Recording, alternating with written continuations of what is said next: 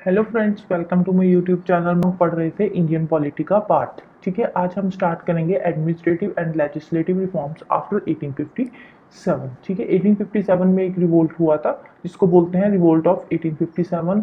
I hope आप सबको पता ही होगा, अगर नहीं भी पता तो डोंट वरी, हिस्ट्री के पार्ट में हम इसको देखेंगे, सारा पढ़ेंगे रिवोल्ट क्यों हुआ था, कब हुआ था, इसके क्या कंसिक्वेंसेस निकले। ठीक है, तो फिलहाल हम यहाँ पे पढ़ेंगे एडमिनिस्ट्रेटिव एंड लेजिस्लेटिव रिफॉर्म्स जो भी 1857 के बाद हुए थे।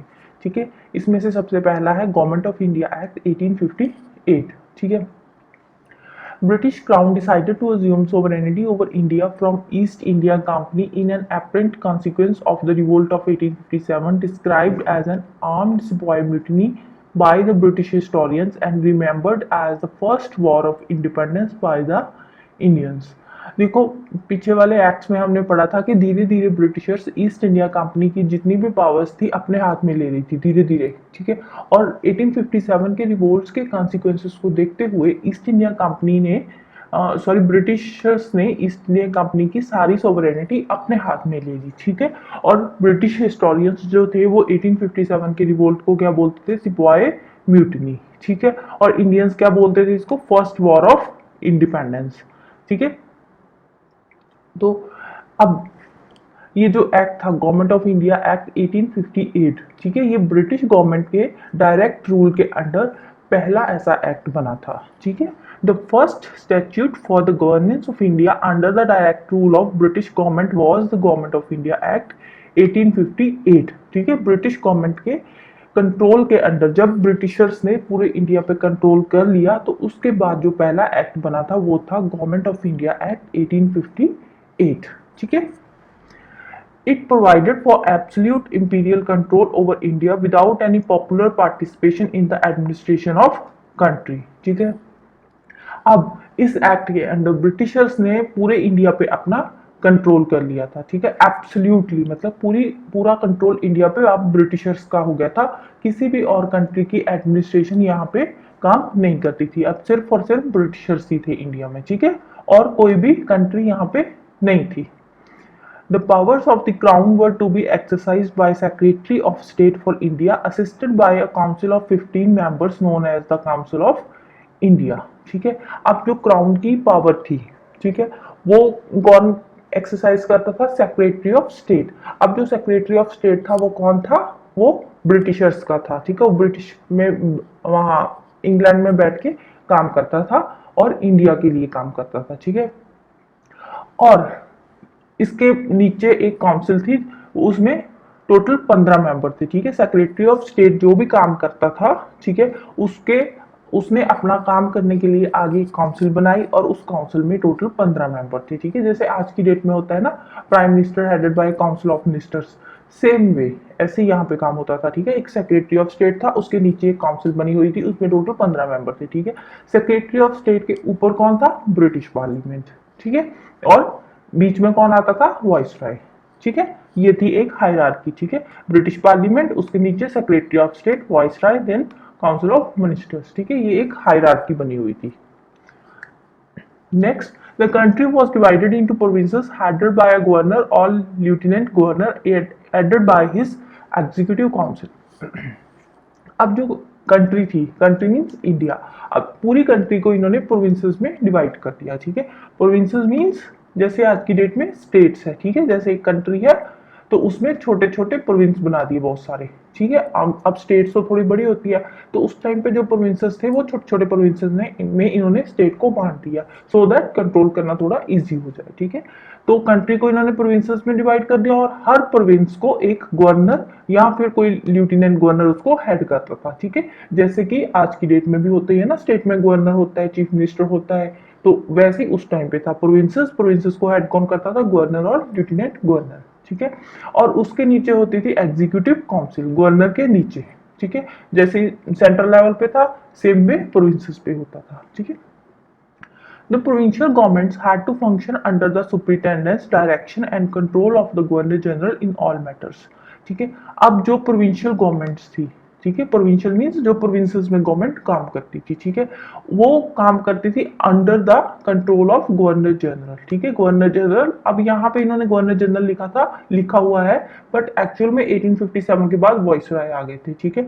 अब जो भी प्रोविंशियल गवर्नमेंट काम करती थी वो under the supervision of viceroy काम करती थी। हर मैटर में, कोई भी मैटर पे उन्होंने कोई लॉ बनाना है या कुछ भी करना है तो सबसे पहले वॉइसरॉय की डायरेक्शन के अंडर वो काम करेगी, ठीक है। All the authority for the governance of India was vested in the Governor General in Council, who was responsible to the Secretary of State. ठीक है। अब इंडिया में जितनी भी अथॉरिटी काम कर रही थी, ठीक है, वो किसके अंडर काम करती थी? गवर्नर जनरल इन काउंसिल के अंडर, ठीक है। और गवर्नर जनरल इन काउंसिल आगे सेक्रेटरी ऑफ स्टेट के अंडर काम करता था, ठीक है। हायरार्की थी, पहले भी मैंने बताया था, सेम वे हायरार्की बनी हुई थी। सेक्रेटरी ऑफ स्टेट ऊपर था, उसके नीचे आ जाते थे गवर्नर जनरल इन काउंसिल, ठीक है। The Secretary of State was ultimately responsible to British government. अब सेक्रेटरी ऑफ स्टेट के ऊपर भी एक पावर थी, कौन सी पावर थी? वो थी ब्रिटिश पार्लियामेंट, ठीक है। सबसे ऊपर बैठी थी ब्रिटिश पार्लियामेंट, ब्रिटिश पार्लियामेंट के नीचे आ जाता था सेक्रेटरी ऑफ स्टेट, उसके नीचे आ जाता था गवर्नर जनरल काउंसिल, ठीक है। और उसके नीचे एक एग्जीक्यूटिव काउंसिल भी थी, और उस काउंसिल में टोटल कितने मेंबर थे? 15 मेंबर्स, ठीक है, राइट। तो आगे चलते हैं, आगे आता है हमारा Indian councils act 1861। This is an important landmark in the constitutional history of India. अब 1857 के बाद जो एक इम्पॉर्टेंट एक्ट आया था वो था इंडियन काउंसिल्स एक्ट, ठीक है। 3 एक्ट आए थे इंडियन काउंसिल एक्ट, 1861 वाला हम यहाँ पे देखेंगे, बाकी वाले जो 2 एक्ट है वो हम आगे वाले लेक्चर्स में देखेंगे, ठीक है। अब इस एक्ट के अंडर क्या हुआ था? The powers of the crown were to be exercised by the secretary of state for India, assisted by the council of 15 members, ठीक है, समझ आई। जो पावर्स होती थी क्राउन्स की, वो कौन देखता था? सेक्रेटरी ऑफ स्टेट, और उसकी हेल्प कौन करता था? Council of 15 members. पीछे वाले एक्ट में हमने पढ़ा था ना, काउंसिल बनी हुई थी और काउंसिल में टोटल कितने मेंबर थे? 15 मेंबर थे, और उस काउंसिल को हम क्या बोलते थे? काउंसिल ऑफ इंडिया, ठीक है। The Secretary of State, who was responsible to the British Parliament, governed India through the Governor General, ठीक है। अब जो सेक्रेटरी ऑफ स्टेट था वो ब्रिटिश पार्लियामेंट के लिए काम करता था, ठीक है, और किसके थ्रू काम करता था? अब जो सेक्रेटरी ऑफ स्टेट था वो बैठता तो लंदन में था, ठीक है, बट काम इंडिया के लिए कर रहा था, तो बीच में कोई बंदा होएगा ना जिसके थ्रू वो काम करता था, तो जो बीच वाला था उसको बोलते थे हम गवर्नर जनरल। अब यहाँ पे गवर्नर जनरल लिखा है, बट एक्चुअल में 1857 के बाद वॉइसरॉय आ गया था, ठीक है, तो वो वॉइसरॉय के थ्रू काम करता था, ठीक है। Assisted by an executive council, और उसके नीचे आ जाती थी एग्जीक्यूटिव काउंसिल जिसमें 15 मेंबर थे, जिसको बोलते थे काउंसिल ऑफ इंडिया, ठीक है। This act enabled the Governor General to associate representatives of the Indian people with the work of legislation by nominating them to his expanded council, ठीक है। इसमें गवर्नर जनरल को, अब इस एक्ट में क्या हुआ? ये पहला ऐसा एक्ट था जिसमें इंडियंस को थोड़ी बहुत रिप्रेजेंटेशन मिली थी लेजिस्लेशन में। Legislation means law making powers में, ठीक है। कुछ इंडियंस को इन्होंने नॉमिनेट किया था, बट बेसिकली वो इंडियंस कौन थे? वही इंडियंस थे ना जो अंग्रेजों के खास थे, ब्रिटिशर्स के कुछ खास बंदे थे। अब उन्हीं को वो अपने लॉ मेकिंग प्रोसेस में शामिल करेंगे ना, हर किसी को नहीं ऐड करेंगे, वहां पे रिप्रेजेंट करेंगे, नॉमिनेट। अब ये जो मेंबर होते थे वो नॉमिनेटेड होते थे, ठीक है। This act provided that Governor General's Executive Council should include certain additional non-official members also while transacting legislative business as well as legislative council, ठीक है। अब इसमें जो एग्जीक्यूटिव काउंसिल थी, ठीक है, उसमें कुछ ऑफिशियल मेंबर्स होते थे और कुछ थे नॉन ऑफिशियल मेंबर्स, ठीक है। अब जो नॉन ऑफिशियल मेंबर थे उसमें आते थे हमारे इंडियंस, ठीक है। अब ये जो इंडियंस थे बेसिकली ये 3 लोग थे यहाँ पे जिनको इन्होंने नॉमिनेट किया था, और लॉ मेकिंग में ये इनकी ब्रिटिशर्स की हेल्प करते थे। हेल्प तो क्या ही करते थे, बस नाम के लिए रखे हुए थे, ठीक है। But this legislative council was neither representative not deliberately in any sense, ठीक है। अब इंडियंस को इन्होंने रख तो लिया, नॉमिनेट कर लिया, बट इनके खास लोग थे वो, ठीक है। इनके जो भी फंक्शनिंग थी, जो भी काम करते थे, उनमें इतनी ज्यादा इंटरफेरेंस नहीं करते थे, ठीक है। It decentralized the legislative powers of the Governor General's Council and vested them in the governments of Bombay and Madras, ठीक है। अब पहले इन्होंने पावर्स को सेंट्रलाइज किया था ब्रिटिशर्स ने, ठीक है, अपने हाथ में ले ली थी सारी पावर्स। अब इस एक्ट के अंडर इन्होंने पावर्स को डिसेंट्रलाइज करना शुरू कर दिया। डिसेंट्रलाइज मतलब कुछ पावर्स प्रोविंसेस को देनी शुरू कर दी, ठीक है। सबसे पहले इन्होंने डिसेंट्रलाइज कहाँ पे शुरू की? बॉम्बे एंड मद्रास में, ठीक है। बॉम्बे एंड मद्रास प्रेसिडेंसीज को कुछ पावर्स इन्होंने दे दी, लेजिस्लेटिव पावर्स, कि आप भी अपनी प्रेसिडेंसी में क्या कर सकते हो?